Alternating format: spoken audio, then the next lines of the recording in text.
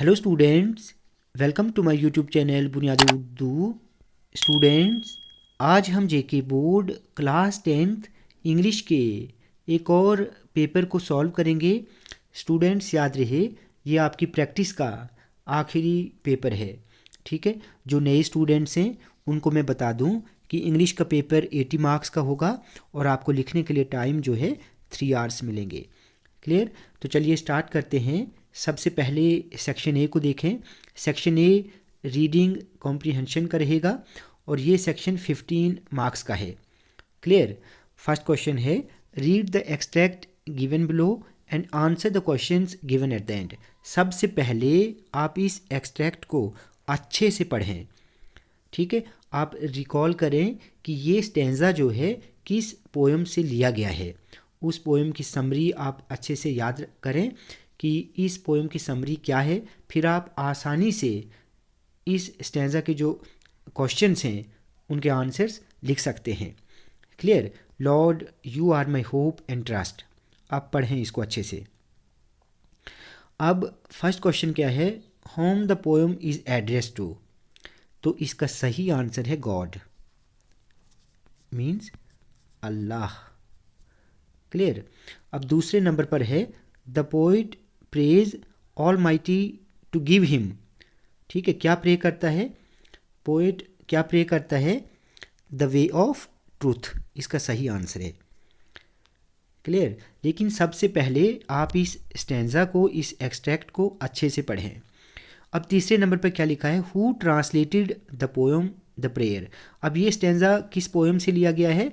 ये लिया गया है पोएम द प्रेयर से। क्लियर?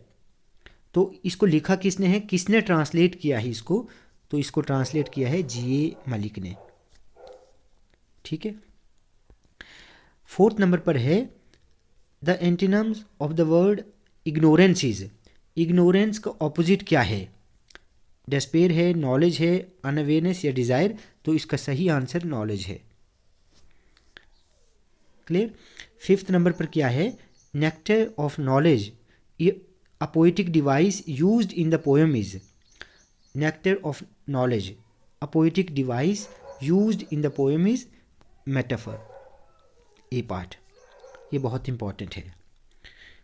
अब सेकंड क्वेश्चन को देखें, read the following passage and answer the questions given at the end. अब आप इस पैसेज को अच्छे से पढ़ें। Papaya is the healthiest fruit with the list of properties that is long and exhaustive. ठीक है, अब आप इसको अच्छे से पढ़ें। सबसे पहले आपने क्या करना है, इस पैसेज को अच्छे से पढ़ना है, फिर आप आसानी से आंसर्स जो हैं वो लिख सकते हैं, क्योंकि मैं ऑलरेडी इसको पढ़ चुका हूँ। ठीक है, तो फर्स्ट नंबर पे क्वेश्चन क्या है कि what is papaya called in Australia. Australia में पपाया का नाम क्या है? तो यहाँ पर देखें ऑप्शंस हैं, तो आप इसका आंसर यहाँ पर देख सकते हैं। इसका आंसर पपाव इन ऑस्ट्रेलिया, तो इसका सही आंसर बी पार्ट है। ठीक है, दूसरे नंबर पर क्या है, the most important virtues of papaya is. तो इसका सही आंसर क्या है? इसका सही आंसर है द प्रोटीन डाइजेस्टिंग एंजाइम्स। यहाँ पर देखें, इसमें लिखा होगा, देखो इस लाइन में, most important virtues of papaya is the protein digesting enzyme.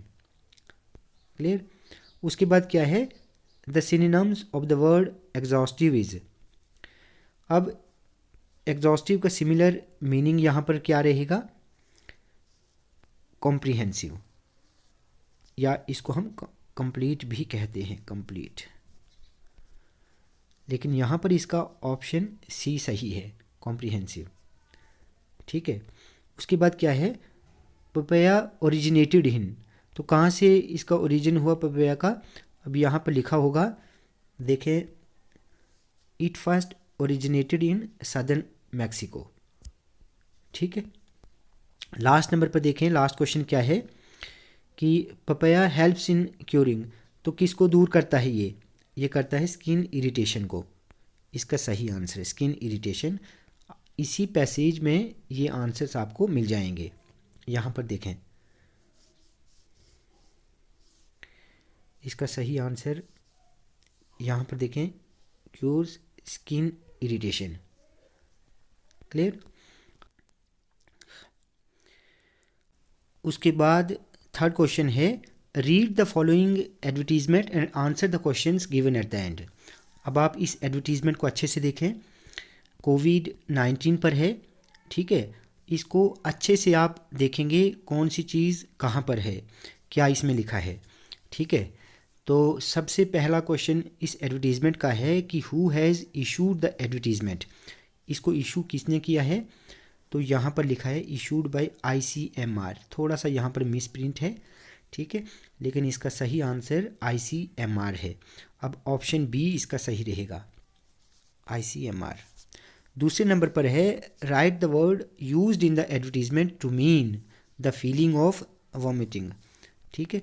तो कौन सा वर्ड यूज हुआ है, तो इसका ऑप्शन सी सही है, नोजिया, ठीक है। थर्ड नंबर पर है कोविड-19 is caused by a virus. तो ये आप भी जानते हैं, सभी जानते हैं, तो ये ट्रू है। Identify the safety tracker app in the advertisement. तो देखिए यहाँ पर आपको ये आंसर मिल जाएगा। देखिए यहाँ पर है आरोग्य सेतु, ये एक सेफ्टी ट्रैकर ऐप है, ठीक है, हम इससे ट्रैक कर सकते थे इसको। उसके बाद है लास्ट नंबर पर है what is the covid guideline for social distancing. तो इसका ऑप्शन बी 6 फीट। देखिए यहाँ पर लिखा होगा 6 फीट डिस्टेंस। क्लियर। अब आगे बढ़ते हैं आगे सेक्शन बी की तरफ। सेक्शन बी ग्रामर है 10 मार्क्स का। Fill in the blanks by using correct forms of verbs given in the brackets. आप इसको अच्छे से देखें। On 19 April 1975 India entered the space age. यहाँ पर आपने ईडी लगाना है। On this historic day India launched, launches है, लॉन्च्ड लिखेंगे, ईडी एस की जगह डी लगाएंगे। Launched its first ever satellite. It was named, was named NAMED, ऐसे आएगा। It was named the Aryabhatta after a great 5th century astronomer and mathematician. Clear? अब 5th number पर क्या है, rewrite the following passage in indirect form। ठीक है, ये बहुत इंपॉर्टेंट है, आप इसको देख लेना। नरेशन के रूल्स आपने पढ़े होंगे, ठीक है। अब क्या लिखा है, one day accrue saw a swan. देखिए यहाँ पर कोई इन्वर्टेड कॉमास वगैरह या कॉमा नहीं है, तो इसको आप ऐसे रखेंगे। This swan is so white he thought and I am so black. This swan must be the happiest bird in the world. ठीक है, तो अब आप किसको कैसे करेंगे। सबसे पहले आप इस लाइन को ऐसे लिखेंगे, one day accrue saw a swan. उसके बाद क्या लिखेंगे, ही थॉट। ठीक है, फुल स्टॉप के बाद ही कैपिटल रहेगा, यहाँ पर स्मॉल है ना, ठीक है। ही थॉट, ही थॉट आप लिख दो, अगर आपके पास नोटबुक है तो आप लिख दो कैसे आपने इसको लिखना है। ही थॉट, याद रहे मैंने कितनी बार आपको कहा है कि यहाँ पर ये जो कॉमा या इन्वर्टेड कॉमाज हैं या इंटरोगेटिव मार्क वगैरह क्वेश्चन मार्क जो भी है वो सब के सब जो हैं वो हट जाते हैं। ठीक है, तो आपने क्या लिखना है, he thought that swan was, is को आपने पास्ट में लगाना है, was so white and he was, I की जगह ही, एम की जगह was, he was so black. Clear. उसके बाद लिखेंगे दैट स्वैन, दिस को आपने दैट में कर लेना है convert. That swan must be the happiest bird in the world. ठीक है, फुल स्टॉप आएगा। उसके बाद आएगा the swan replied that he had been, I he में हो जाएगा, ही वॉज फीलिंग यानी he had been, he had been the happiest bird, he had been feeling that he had been the happiest bird around। Clear? एक बार फिर से देख लो। The swan replied that he had been feeling that he had been the happiest bird around, but he thought, I को he में करना है, think का क्या आएगा, thought। ठीक है, second form. But he thought that the parrot, that the parrot was the, is को आपने वॉज में करना है, was the happiest bird as it had 2 colours, has को हैड में करना है, इट हैड 2 कलर्स। क्लियर। अब 6 नंबर पर देखें, there are 4 errors indicated by numbers in the brackets in the following passage, correct the errors and rewrite the corrected passage. आपको बिल्कुल ऐसे ही वहाँ पर पैसेज आएगी और देखिए जहाँ पर कोई मिस्टेक होगी तो वहाँ पर नंबर लगा होगा। यहाँ पर क्या है, my little sister Lisa was practising how to riding a bicycle yesterday, how to ride आएगा यहाँ पर, ठीक है, तो यहाँ पर मिस्टेक है, यहाँ पर सिर्फ राइड आएगा, how to ride a bicycle yesterday. Suddenly I heard, hear की जगह आपने ईडी लगाना, I heard a loud crash and ran to see what had happened, I saw that she was lying in the ground, यहाँ पर mistake है, इन की जगह पर ऑन आएगा, on the ground. I quickly pulled her up and bought her home, देखो यहाँ पर मिस्टेक है, यहाँ पर ब्रॉट आएगा, BROUGHT, ठीक है, मैंने उसको घर लाया, तो यहाँ पर बॉट का मतलब खरीदना होता है, ठीक है, तो यहाँ पर मिस्टेक है। तो आप उन जो भी वहाँ पर करेक्ट करने के लिए दिया जाएगा पैसेज आपको, उसको आप अच्छे से देख लेना, ठीक है। उसके बाद सेक्शन सी देखें, राइटिंग स्किल, 25 मार्क्स का ही है। There is a conversation between customer and shopkeeper, complete the dialogue in any suitable way. तो यहाँ पर कुछ हिंट्स है, आप कस्टमर और शॉपकीपर की ये कुछ डिस्कशन है, यहाँ पर कुछ बात चल रही है, आप इसको इमेजिन करें कि क्या हो सकता है इसके आगे, ठीक है। देखिए ये आप अपने से भी बना सकते हैं, ठीक है, आप अपने से भी लिख सकते हैं कि जो आपको महसूस हो रहा है या अगर आपको लग रहा है कि ये चीज़ इसमें आनी चाहिए तो आप उसमें लिख सकते हैं, ठीक है।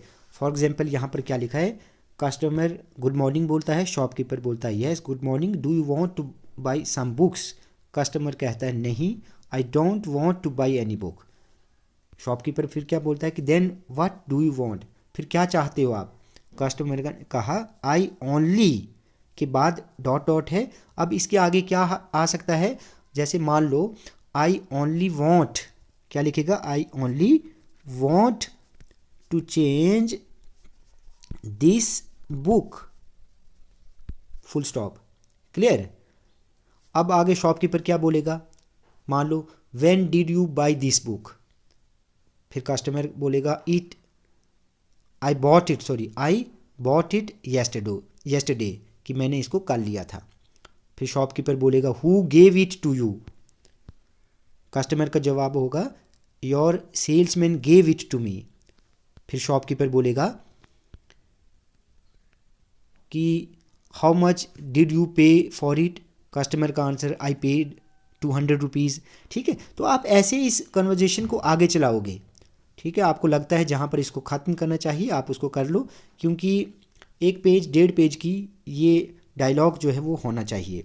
अब क्वेश्चन नंबर 8 को देखें, you are the head boy और girl of a school, write a notice for the school notice board inviting volunteers for 1 day blood donation camp to be organized in your school on 15th of March 2024 from 10 a.m. to 2 p.m. Put the notice in a box in not more than 50 words. देखिए बहुत आसान है, तो आप इसको लिखेंगे। उसके बाद 9th क्वेश्चन क्या है कि you are Zareen of DPS Srinagar, you had borrowed a book from your friend Faisal of convent school, you went to his home to return the book but he was not there, write a message for her that you are returning the book by which you have benefited the most, जिससे आपको काफ़ी फ़ायदा हुआ है, तो आप message लिखें। अब 10th क्या है, do any one of the following, you are Munir the resident of Rajbagh Srinagar, write a letter to the editor of newspaper highlighting the evils of drinking, ठीक है। तो ये इस पर आपने लेटर लिखना है, ठीक है, एडिटर के नाम लिखना है आपने, कि अपने न्यूज़पेपर में इसको आप हाईलाइट करें कि भाई ड्रिंकिंग जो है ये बहुत एक कर्ज है एक, ठीक है, इसकी बुराइयां जो हैं।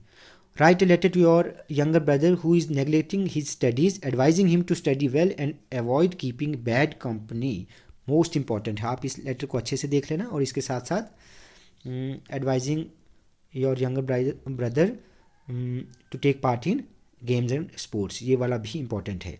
अब 11 देखें कि do any one of the following you may organise your ideas, कितने लिखने, 80 to 100 वर्ड्स तक आपको ये लिखना है।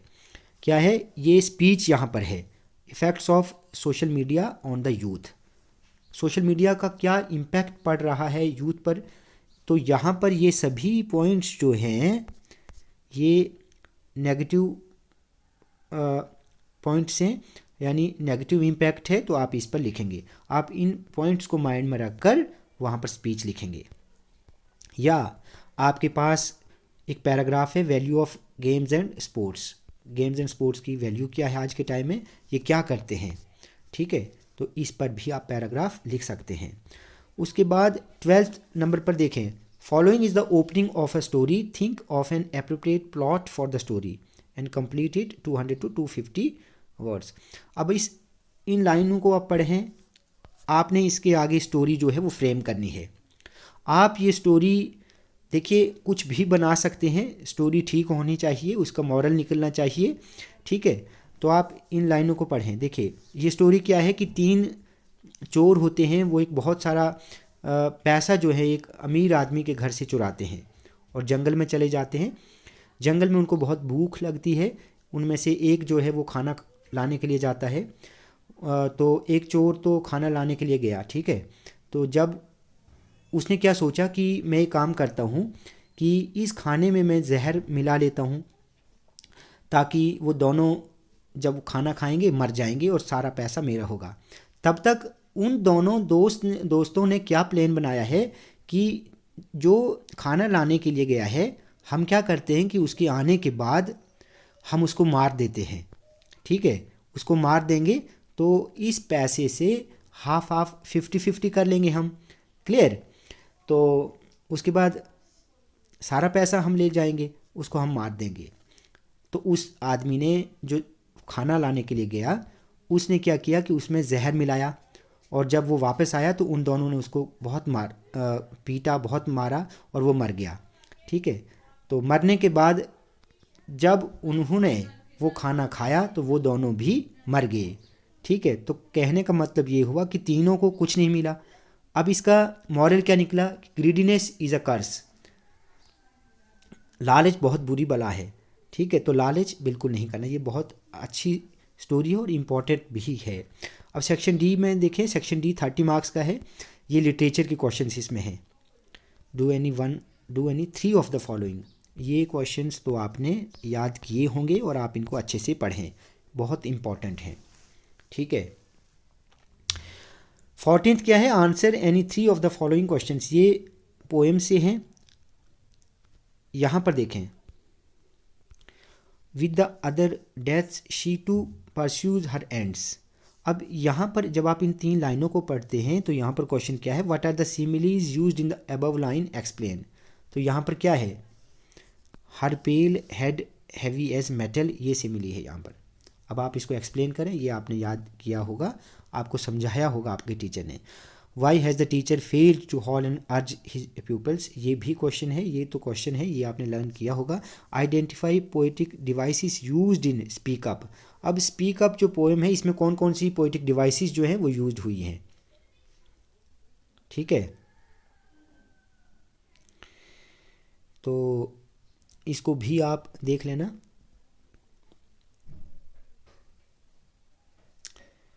कौन कौन सी डिवाइसेस जो है स्पीक अप में यूज हुई हैं,